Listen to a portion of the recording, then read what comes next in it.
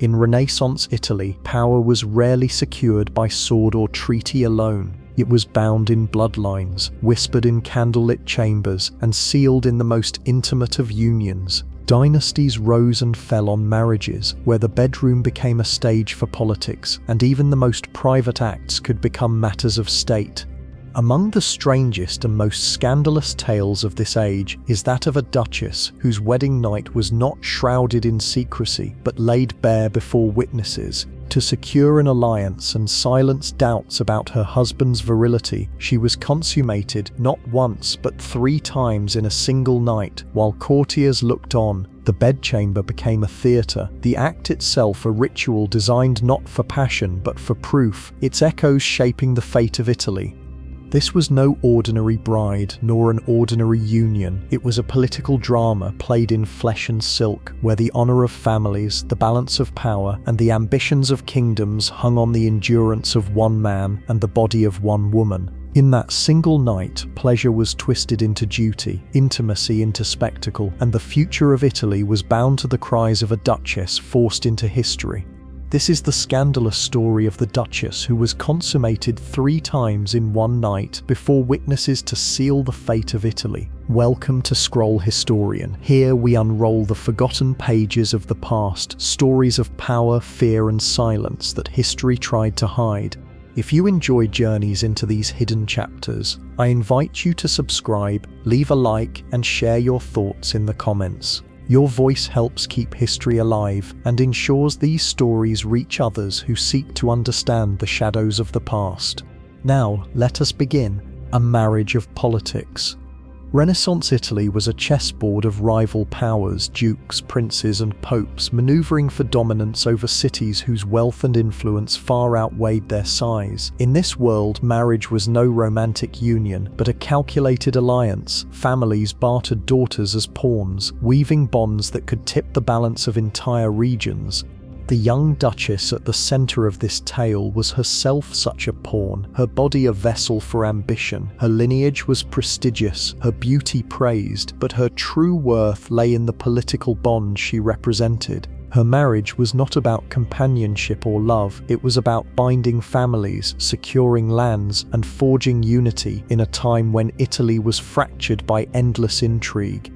The bridegroom, by contrast, carried whispers of weakness, though of noble blood. Doubts surrounded his ability to perform the role demanded of him, not merely as husband but as progenitor of heirs. In a society obsessed with legitimacy and virility, such suspicions could unravel the very alliance this marriage was meant to forge. The union would not be accepted unless its consummation was proven beyond doubt.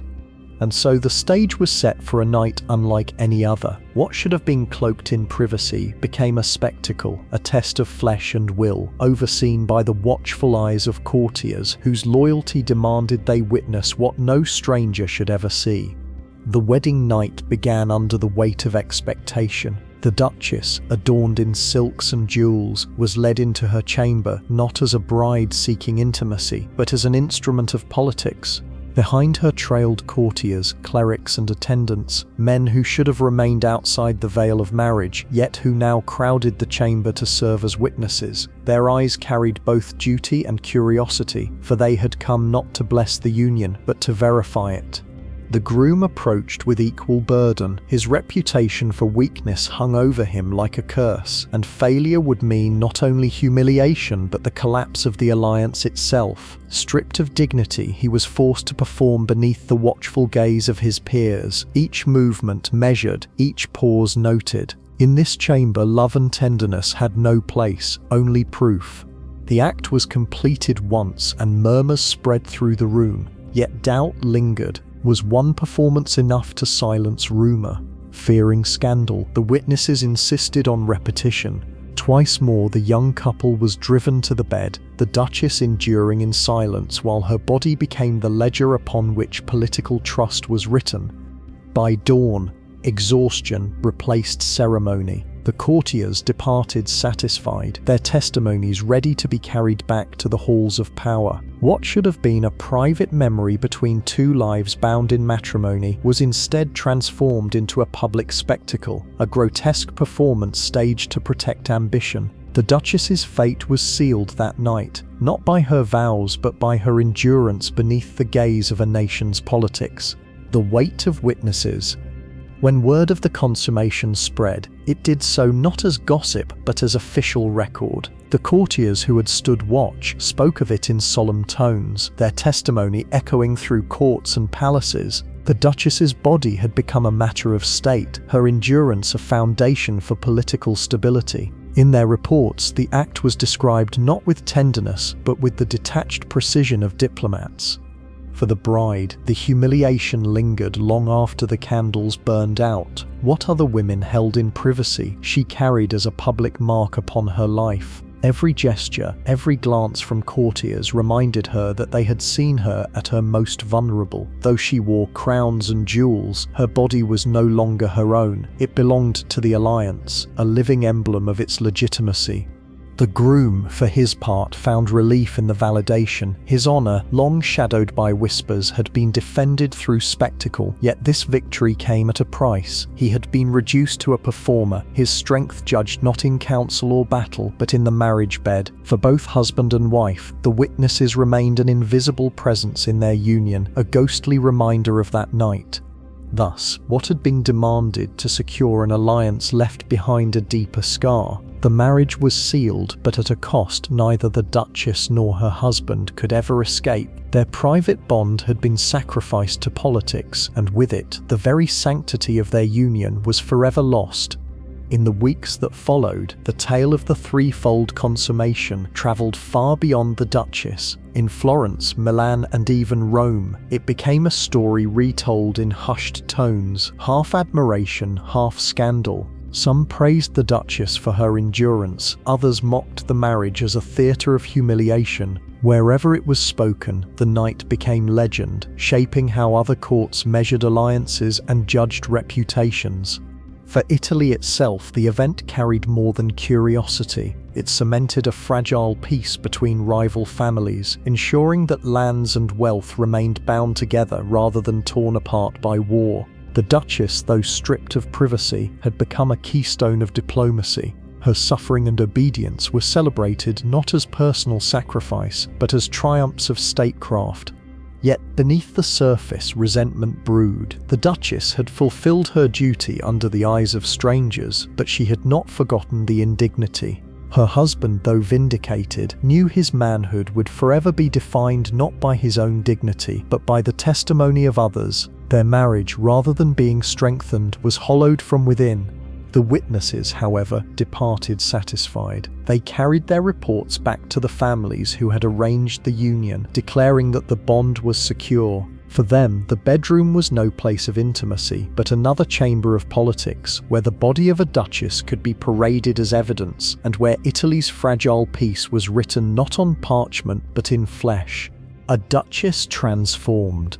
The Duchess emerged from that infamous night, no longer simply a bride, but a living symbol. Wherever she walked, courtiers bowed not only to her rank, but to the memory of her ordeal. She had proven her worth in the most humiliating of trials, and in doing so she embodied the strange truth of Renaissance power, that even a woman's most private life could become a stage for politics. Her presence in court was both revered and whispered about. Some called her the cornerstone of peace, others a victim of spectacle. Behind jeweled fans and velvet curtains, women murmured pity for her, while men repeated the tale as though it were evidence of strength. The Duchess herself learned to move with composure, her face a mask that concealed the bitterness within. Over time, the legend hardened into myth. Songs and poems hinted at the night's events, veiling scandal in allegory. Painters immortalized her image, cloaking her humiliation in symbols of fertility and virtue. Yet behind these works of art, she knew the truth. Her endurance had been less about her own fate than about securing the ambitions of men who would never know her suffering. Thus, she became both revered and haunted. Revered as the Duchess who sealed Italy's peace, haunted as the woman whose body had been transformed into a treaty. The Renaissance adored such contradictions, and she lived them daily, at once exalted and diminished, remembered not for who she was, but for what had been demanded of her. In private, the Duchess carried the weight of her role with quiet resolve. Nights once meant for intimacy were instead marked by distance. The bond between husband and wife, though officially secure, remained fragile. They had been joined not by love but by scrutiny, and the memory of witnesses lingered like a shadow over their bed. Her influence, however, began to grow. As the marriage endured, she found herself at the center of political negotiations, her presence a living reminder of the alliance's strength. Ambassadors sought her favor, envoys praised her resilience, and even rivals acknowledged the sacrifice she had borne for the stability of Italy.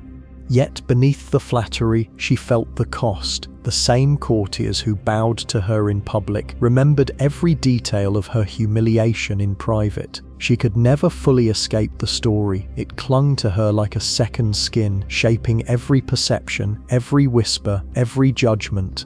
Still, she endured. In an age when women were often silenced, she had become a voice, if only because of the ordeal imposed upon her. The Duchess learned to wield her notoriety as a weapon, transforming her shame into influence, and though she could not erase that infamous night, she could ensure that it would define her not as a victim, but as a figure whose endurance had sealed the fate of a fractured Italy. The politics of the marriage bed.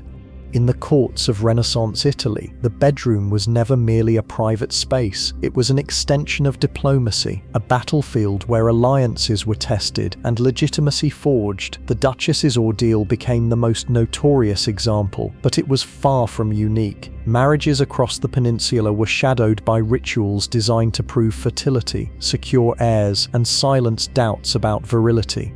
For rulers, the proof of consummation was more valuable than any signed treaty. A union left unfulfilled could be annulled, its promises discarded, its dowries reclaimed, but once witnessed and confirmed, the bond became iron, binding families and territories together with a strength that even armies could not easily break. In this way, the marriage bed served as parchment, the body as ink, and witnesses as scribes of history.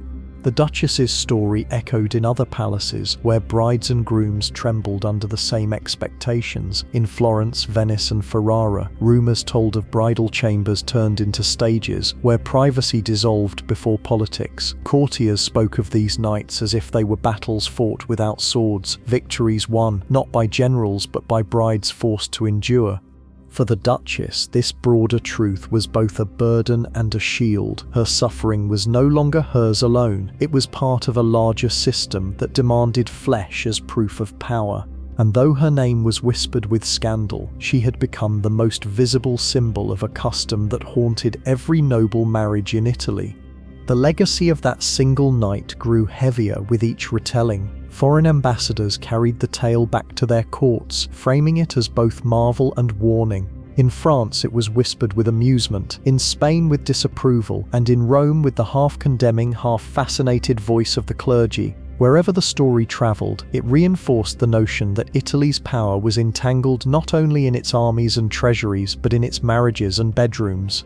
For the Duchess, the attention was suffocating. She was celebrated as the keystone of peace, yet reduced to the memory of her humiliation. Her true self, her thoughts, her desires, her voice were buried beneath the legend. Every glance at her jewels or her silks seemed to remind her that they had been purchased with the currency of her body. Her husband, meanwhile, basked in a vindication that never truly freed him. The whispers about his weakness never entirely disappeared. Instead, they clung to him, shaped by the fact that his honor had been defended not by his own dignity, but by the testimony of witnesses. Their marriage had survived, but it remained a fragile construct, propped up by reputation rather than affection.